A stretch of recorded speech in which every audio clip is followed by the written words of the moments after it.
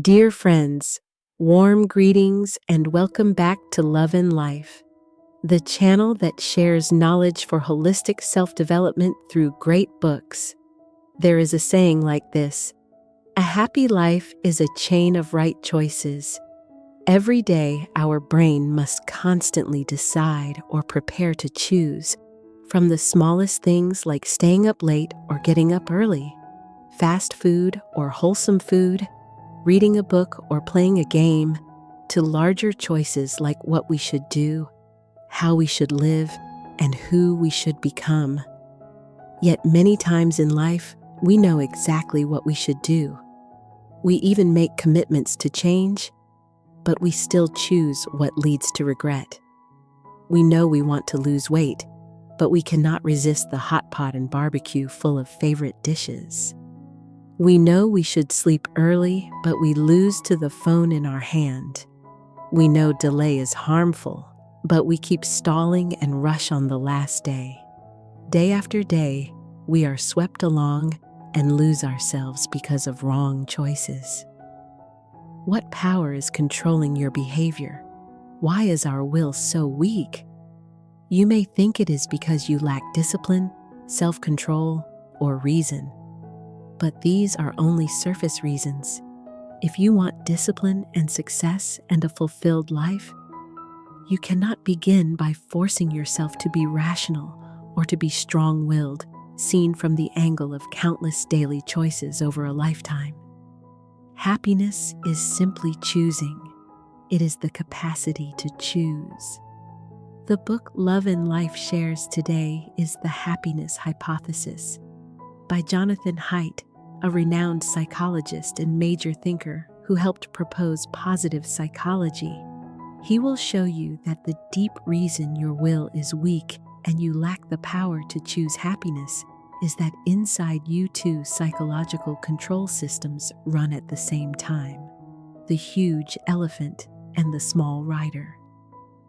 This book combines knowledge from psychology, philosophy, sociology, religion, ethics, and anthropology. It also uses results from neuroscience and modern social psychology to test classic hypotheses about happiness. It was praised by noted psychologists such as Martin Seligman and Barry Schwartz and Maya Angelou, along with major publications like People and The Times. Elephant and Rider is not only a book about happiness and personal growth, it is a story about heart and mind within you. Understand it, and you will know how to walk the right road toward a genuinely happy life. We are riders, not absolute rulers. The elephant and the rider within us, how our psychology works. The Buddha had a verse like this: at first, the mind runs wild and chases desire. Now I train and restrain it as one who guides an elephant with a hook. From the beginning, the Buddha likened the human mind to a wild elephant that freely seeks pleasure. Yet a person can become the rider who holds the reins and guides the great beast. Even when it is angry and obsessed, we can still regain control. In this image, our heart and our instincts are the wild elephant, while our reason is the rider. This is also the metaphor the author uses throughout the book and in his teaching and research. In recent decades, the social sciences often affirm that humans are rational individuals who use available resources to set and achieve goals. But reality does not always follow that pattern. For example, I sometimes promise to get up at 6 to write, but when the alarm rings, I turn it off and sleep. The author tells us that greed, self-interest, fear, and love of comfort usually beat our reason. Unless the elephant has no desire of its own, we can guide and win. But once the elephant wants something, we usually cannot control it. If we only follow the social science trend that says we must grit our teeth and train discipline, while ignoring the instinctive heart and the nature of our inner elephant, we will find it hard to unify heart and mind and to live as we hope, because human rationality works through emotion. Only when the brain is filled with feeling does reason become effective. Research also shows that the mind is complex. It can be seen as four pairs: intention, body and mind, left brain and right brain, feeling and thinking, control and automaticity. Most important is the split between the control system and the automatic system. The automatic system is the elephant. It holds instinct, emotion, and intuition. But the elephant is easily ruled by craving and temptation. It presses the dopamine button, the happiness hormone, urging you to do what excites you. The more attractive the thing, the more it can harm you. That is why the elephant does whatever it wants. Hours of scrolling, too much caffeine, tobacco, sex, sugar, and more. These trigger dopamine, yet leave you overfed and empty. Then the control system, the rider, starts up. The rider represents big picture thought and long-term planning, but the rider is mostly an advisor, not a commander. It cannot fully control the elephant. In short, we are riders, but not absolute rulers. You and I are not kings. We can only advise the elephant. So how do we advise it? 7 doors wait for you to open, so you can see and understand the great elephant in you. Then you can harmonize with it and guide it along the path of your true happiness. Understand and harmonize with your inner elephant. Door 1. The elephant acts by a liking meter. There is an experiment like this. A monkey tastes a fruit it has never eaten. If the fruit is sweet, the monkey feels joy and takes a big bite. Its liking meter shows "I like it." If the fruit is bitter, the monkey feels displeasure and never bites again. Our inner elephant always carries a liking meter. Most actions are decided by that meter. Psychology calls this the effect heuristic. When the elephant sees words like hope and play and leisure, it reads quickly and feels good. When it sees words like death and loss and boredom, it reacts negatively at once. The rider may say, "This is normal. Everyone has likes and dislikes." That is true. But think deeper. What work do you like? Where do you want to live? What kind of partner do you seek? How do you want to live? For these fate-shaping questions, can the rider simply say, "Let the elephant decide by instinct"? Of course not. Yet note this. Both elephant and rider live in an environment flooded with information. It is hard to know what you truly need. In such a world, like or dislike becomes the elephant's chief filter. If the rider does not observe carefully, illusions form around the elephant. Nearly everything can become what you like. Slowly, the rider loses the reason it should keep. Marcus Aurelius said that the universe changes ceaselessly, and life is what you think it is. But in reality, our thoughts often form quickly and unconsciously. Be cautious when your elephant shouts, "Only buy my favorite brand. Only watch what I like. Only talk with people I like. Only stay in the home I like." Look closely at your current likes and dislikes. See what is illusion and what is a genuine preference. Door 2. Negative bias by design. In the animal world, responses to bad things are stronger than responses to good things. The same holds for your elephant. We are more sensitive to the negative. We attend more to bad news and react faster and longer than we do to good news. A bit of good news may fade quickly, but bad news can stir fear that lasts. Negative bias is dangerous. If the elephant fixates on negative information and you receive no comfort or stability, you can become abnormally distressed. As Benjamin Franklin said, we feel a little pain clearly, but when we are healthy, we feel nothing at all. Door 3, self-righteousness. Here the elephant says, "What I see is the truth. Others should feel as I do." The rider replies, "Correct. I can only trust what I see." The elephant says, "I enjoy reading celebrity scandals." The rider agrees. "Reading gossip sometimes is harmless." The elephant insists, "I can judge others and myself objectively." The rider answers, "Of course, when I choose to." If this exchange feels off, it is because both elephant and rider are caught in self-righteousness. There are many forms. We like gossip because it lets us judge others by our own values and feel morally superior. This is moral superiority bias, or naive realism, the strong belief that my experienced world is the most real, and others should agree. People who think they are unbiased often fall into egocentric bias or into unconscious narcissism, sharp to see others' specks while blind to our own beams. As the Gospel of Matthew puts it, psychologist David Dunning showed that people overrate their own good deeds while rating others more coolly. We anchor on facts when judging others, but weave self-flattering stories when judging ourselves. We become our own lawyers after mistakes, piling up reasons to excuse ourselves.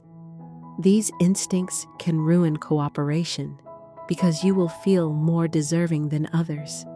So ask your rider, who do you want to become?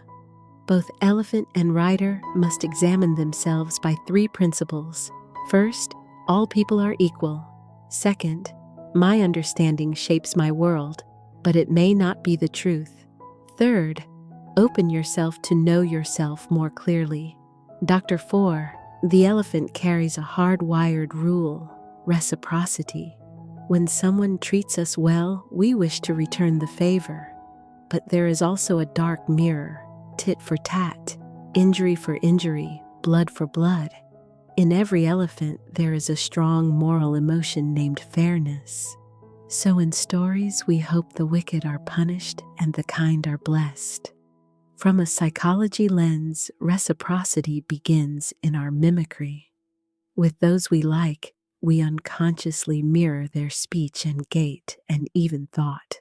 We also like those who mirror us and treat them better, because mimicry signals we are in the same group. The herd instinct is deep in our genes. Knowing this, watch yourself in relationships. Do not let hate or one-sided views drive you to wrong acts. We can also use reciprocity as a balance in friendship and love.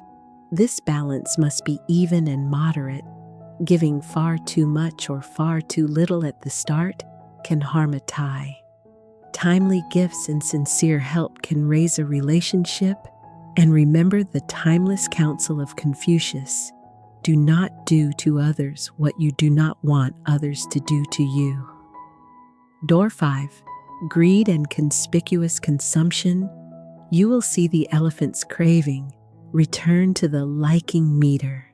It labels like with a good feeling and dislike with disgust. Then it reports to the rider. The rider gladly finds something the elephant likes and feeds it. This repeats daily. The rider forms a habit, what the elephant wants. The rider supplies. When needs cannot be met, the rider grows irritable as well. As Socrates is paraphrased, "How strange that there are so many things I do not need." Obsession with possessions turns the rider into a prisoner. We must ask, not only do I like it, but do I need it? From greed, the pair drifts into conspicuous consumption, buying so others can see it and take it as a badge of status. Value comes not from the object itself, but from others' opinions. If the rider grew up in an environment of comparison where wealth and cleverness were praised and poverty and low schooling were mocked, it is hard to escape the pressure to look superior. The elephant learns to shop to show off, yet to seem and to become are two different things. Conspicuous consumption only helps the rider seem, not become. This turns us into slaves of consumption. I have discussed this deeply in videos about the millionaire next door and the psychology of money. Here the point is simple. Do not avoid buying, but shift your aim. Spend for intrinsic value, not for display. Door 6. Self-esteem out of balance. The elephant bruises easily and guards its pride. It may ignore whether others are hurt. In this state, the elephant pushes the rider to express emotion its way. The opposite problem is a fragile self-esteem which brings low confidence. The elephant blames itself, criticizes itself, and withdraws or freezes at hardship. The book suggests a healthy path. Learn a skill you can truly do so you feel rightly proud. Door 7. The paradox of choice. From the start, we said happiness is choosing. Yet choice has a paradox. Too many choices can make us less happy. Many people think, I must earn more and gain more power to have more choices and be in control. We overvalue stockpiling options. You hear advice like, major in this field, so you will have many career choices or work at a good firm to have better future partners. Remember, happiness is choosing, and it is a capacity. The capacity to choose well and reasonably. More options are not always better. The indecisive stay indecisive. The optimizer can never weigh every gain. What matters on the elephant's road is not the number of forks, but that it keeps moving forward. The key is not to focus on all possible options, but to act and choose. We have crossed 7 doors now. How do we become capable riders? How do we avoid blindly following instinct while still walking the true path of the heart toward happiness? Here are 2 important steps. Step 1. Cooperate with the elephant. First, admit the relationship. No one is perfect. Both elephant and rider have weaknesses. Accept these flaws as part of your whole self. Accept yourself and face your real inner person. The author says we are a combination. Trying to command the elephant by will alone is not enough. We must collaborate with it. Our mental health depends on this partnership. Following the Buddha? Avoid temptations that trigger discomfort or dopamine. Do not look. Do not listen. Do not think about the triggers on the liking meter. The Buddha trained against lust by contemplating a decaying body. Similarly, we can contemplate the greasy waste bucket at the hot pot shop to curb overeating when losing weight. Aim your attention at something your automatic system dislikes. Slowly, you can reshape desires and guide the elephant better. Remember, the elephant holds great strength. The only way to channel it is for the rider to keep examining and reflecting. Begin by reviewing your automatic habits. After dinner, do you lie and scroll for hours before sleep? Do you watch or game late into the night? Then note your irrational beliefs, catastrophizing, personalization, black and white thinking. In daily life, set action goals instead of vague mindset goals. For goal setting, you can see my planning video shared earlier. Step 2. Use a happiness formula. Positive psychology offers a simple formula. The letter H is the durability of true happiness. The letter S is the satisfaction range from innate factors. The letter C is living conditions. The letter V is factors you can control. Lasting happiness blends all 3: heredity, circumstances, and volitional factors. But the first 2 are not ours to choose. Conditions such as money, sex, age, and residence often persist, so we can only adapt. The only lever we can truly change is the controllable. This echoes Stoicism. Change what is within your control and accept what is not. The author offers practical advice. Reduce noise because we never truly adapt to it. Choose a quieter place to live.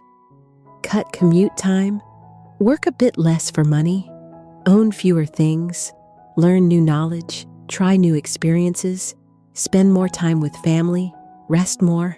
And engage in activities that nourish body and soul. Practice meditation and cultivate flow. Full focus that makes you forget time. And most important, relationships shape our happiness. If you endure a difficult friend, a grating colleague, or an unhappy partner for long, joy is hard because we do not adapt to human conflict. Therefore, tend your ties, learn to nurture love, kinship, and friendship. Enrich your life instead of hiding in a shell of hurt. If you face mental struggle, seek recovery methods like reflection, self-awareness, and help. Write out your feelings, the lessons learned, and the causes behind daily events. This helps you find meaning and solve problems more wisely. These are the core ideas Love and Life distilled from this renowned book. The elephant is a powerful force inside you. It is the untapped potential of your subconscious.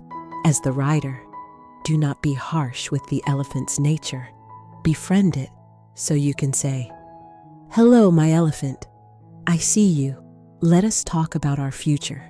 May you and I, the writers, in the face of temptation and craving, in the face of our instinctive weaknesses, accept and harmonize with the elephant within, so that at last you are one clear whole moving forward toward the place where true happiness is always waiting.